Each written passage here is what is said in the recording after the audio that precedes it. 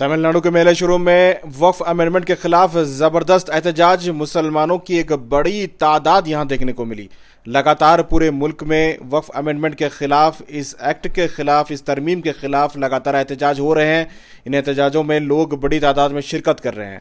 بنگلورو، میسورو، کرناٹک، تمل ناڈو، کیرلا، کئی مقامات پر لگاتار تصویریں آ رہی ہیں جو بہت بڑی تعداد سے لوگوں کو دیکھا جا رہا ہے۔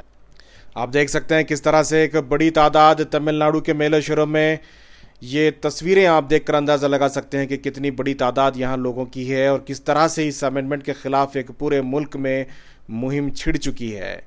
میلے شرم سے رضوان اللہ کی طرف سے یہ رپورٹ آئی ہے، آپ دیکھیے علماء اکرام اس میں کیا کہہ رہے ہیں۔